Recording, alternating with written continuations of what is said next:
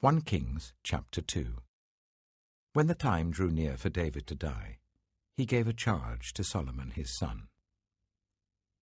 "I am about to go the way of all the earth," he said.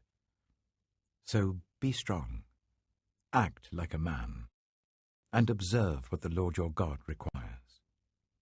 Walk in obedience to him, and keep his decrees and commands, his laws and regulations, as written in the law of Moses. Do this so that you may prosper in all you do and wherever you go, and that the Lord may keep his promise to me. If your descendants watch how they live, and if they walk faithfully before me with all their heart and soul, you will never fail to have a successor on the throne of Israel. Now you yourself know what Joab, son of Zeruiah, did to me, what he did to the 2 commanders of Israel's armies, Abner, son of Ner, and Amasa, son of Jether. He killed them, shedding their blood in peacetime, as if in battle. And with that blood he stained the belt around his waist and the sandals on his feet. Deal with him according to your wisdom, but do not let his grey head go down to the grave in peace. But show kindness to the sons of Barzillai of Gilead, and let them be among those who eat at your table. They stood by me when I fled from your brother Absalom. And remember, you have with you Shimei, son of Gera the Benjaminite from Bahurim, who called down bitter curses on me the day I went to Mahanaim. When he came down to meet me at the Jordan, I swore to him by the Lord, I will not put you to death by the sword. But now do not consider him innocent. You are a man of wisdom. You will know what to do to him. Bring his grey head down to the grave in blood."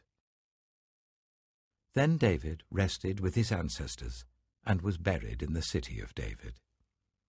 He had reigned for 40 years over Israel, 7 years in Hebron and 33 in Jerusalem. So Solomon sat on the throne of his father David, and his rule was firmly established. Now Adonijah, the son of Haggith, went to Bathsheba, Solomon's mother. Bathsheba asked him, "Do you come peacefully?" He answered, "Yes, peacefully." Then he added, "I have something to say to you." "You may say it," she replied. "As you know," he said, "the kingdom was mine. All Israel looked to me as their king, but things changed, and the kingdom has gone to my brother, for it has come to him from the Lord. Now I have one request to make of you. Do not refuse me." "You may make it," she said. So he continued, "Please ask King Solomon, he will not refuse you, to give me Abishag the Shunammite as my wife." "Very well," Bathsheba replied, "I will speak to the king for you." When Bathsheba went to King Solomon to speak to him for Adonijah, the king stood up to meet her, bowed down to her, and sat down on his throne. He had a throne brought for the king's mother, and she sat down at his right hand. "I have one small request to make of you," she said. "Do not refuse me." The king replied, "Make it, my mother. I will not refuse you." So she said, "Let Abishag the Shunammite be given in marriage to your brother Adonijah." King Solomon answered his mother, "Why do you request Abishag the Shunammite for Adonijah? You might as well request the kingdom for him. After all, he is my older brother. Yes, for him and for Abiathar the priest, and Joab son of Zeruiah." Then King Solomon swore by the Lord, "May God deal with me, be it ever so severely, if Adonijah does not pay with his life for this request.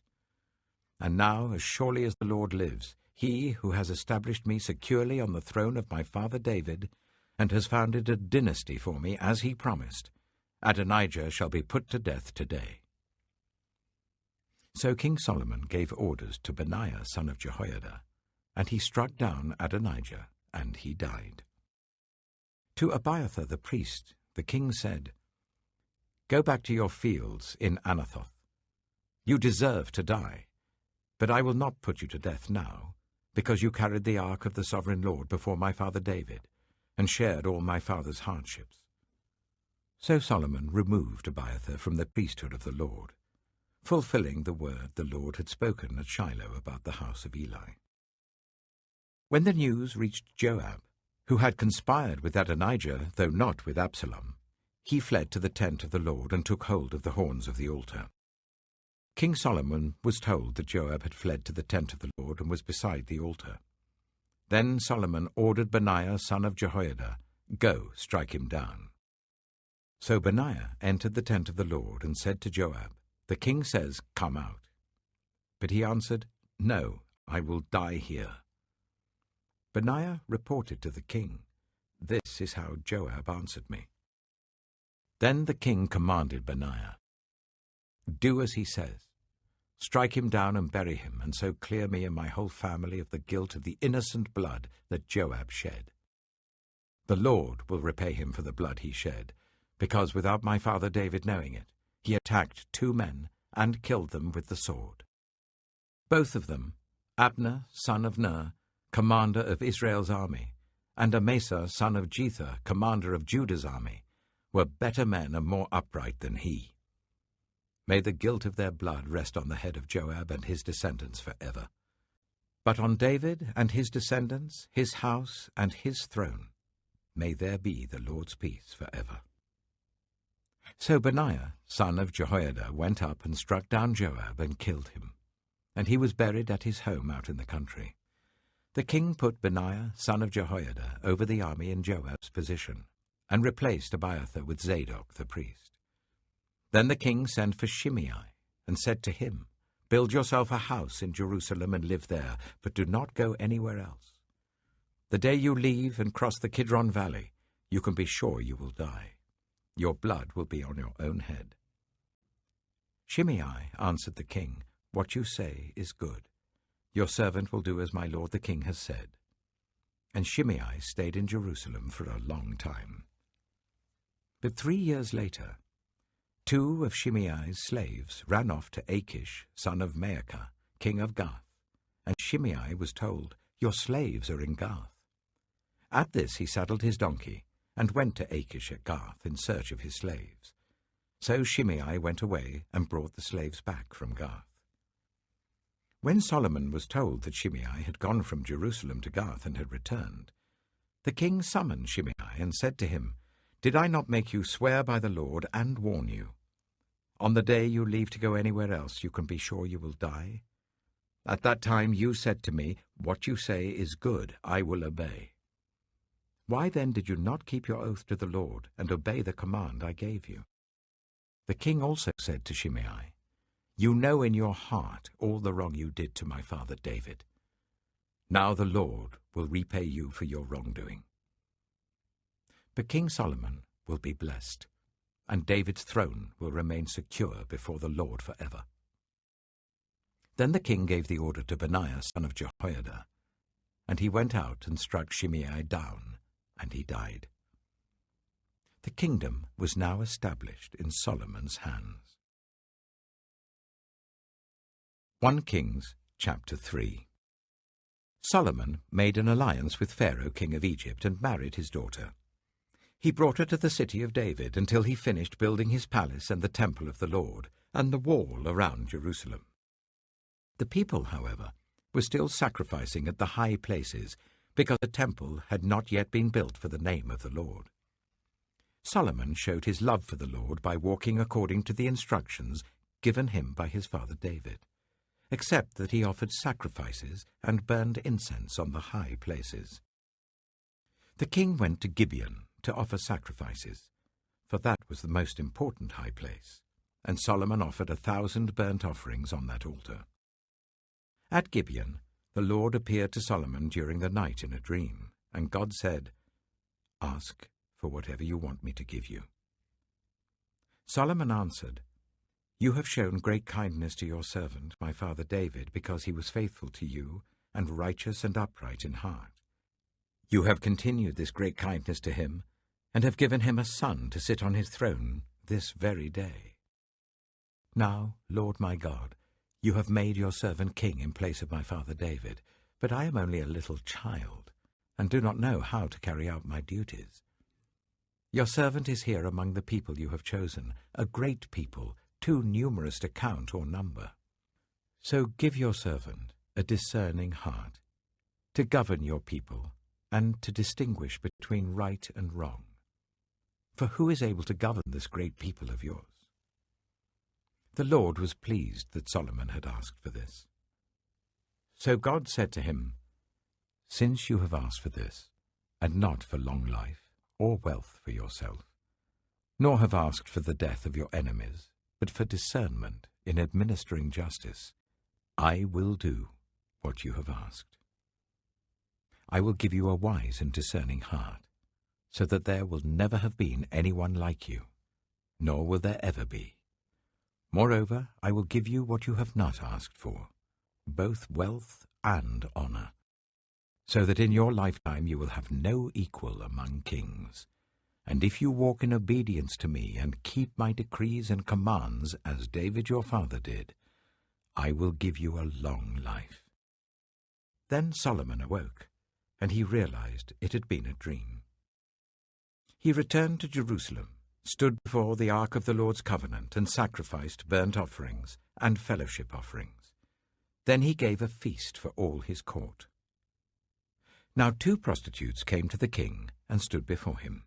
One of them said, "Pardon me, my lord, this woman and I live in the same house. I had a baby while she was there with me.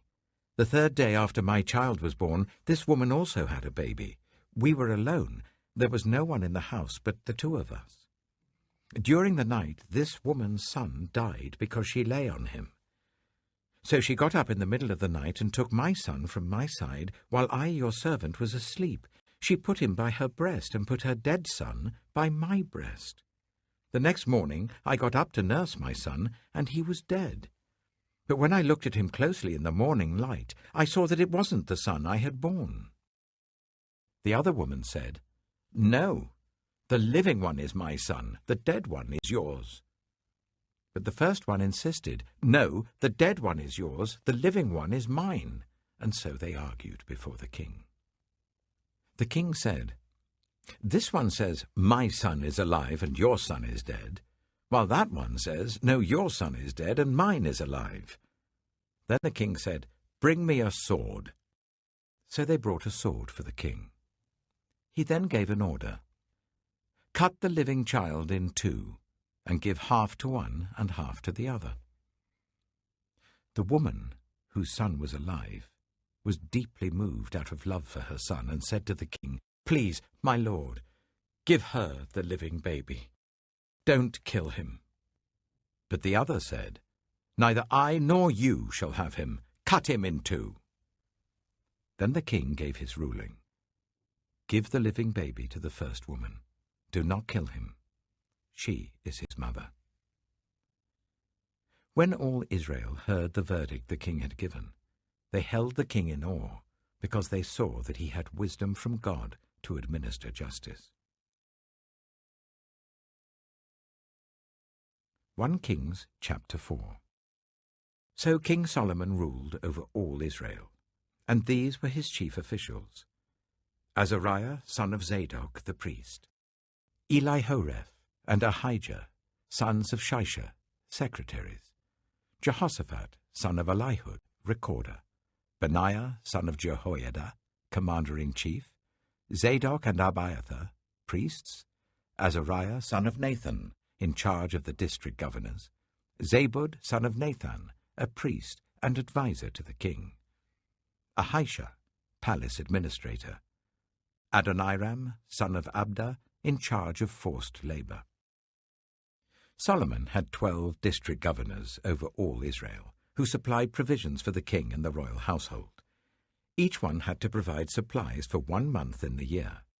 These are their names: Ben-Hur, in the hill country of Ephraim; Ben-Deka, in Makaz, Shealbim, Bethshemesh, and Elon Bethhanan; Ben-Hesed, in Aruboth; Soko and all the land of Hepher was his; Ben-Abinadab, in Naphoth Dor; he was married to Taphar, daughter of Solomon; Baana, son of Ahilud, in Taanach and Megiddo; and in all of Beth-shan, next to Zarathan below Jezreel, from Beth-shan to Abel-Maholah, across to Jokmeam.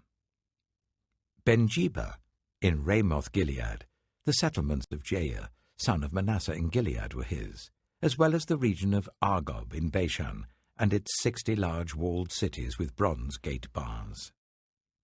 Ahinadab, son of Iddo, in Mahanaim. Ahimaaz, in Naphtali. He had married Basemath, daughter of Solomon. Baana, son of Hushai, in Asher and in Aloth. Jehoshaphat, son of Paruah, in Issachar. Shimei, son of Elah, in Benjamin. Jeba, son of Uri, in Gilead. The country of Sihon, king of the Amorites, and the country of Og, king of Bashan. He was the only governor over the district. The people of Judah and Israel were as numerous as the sand on the seashore. They ate, they drank, and they were happy. And Solomon ruled over the kingdoms from the river Euphrates to the land of the Philistines, as far as the border of Egypt. These countries brought tribute and were Solomon's subjects all his life. Solomon's daily provisions were 30 cors of the finest flour and 60 cors of meal, 10 head of stall-fed cattle, 20 of pasture-fed cattle, and 100 sheep and goats, as well as deer, gazelles, roebucks, and choice fowl. For he ruled over all the kingdoms west of the river Euphrates, from Tifsha to Gaza, and had peace on all sides.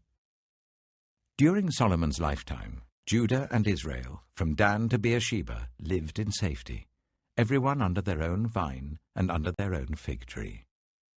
Solomon had 4,000 stalls for chariot horses and 12,000 horses. The district governors, each in his month, supplied provisions for King Solomon and all who came to the king's table. They saw to it that nothing was lacking. They also brought to the proper place their quotas of barley and straw for the chariot horses and the other horses. God gave Solomon wisdom and very great insight, and a breadth of understanding as measureless as the sand on the seashore. Solomon's wisdom was greater than the wisdom of all the people of the East, and greater than all the wisdom of Egypt. He was wiser than anyone else, including Ethan the Ezrahite, wiser than Heman, Calcol, and Dada, the sons of Mahol. And his fame spread to all the surrounding nations. He spoke 3,000 proverbs, and his songs numbered 1,005.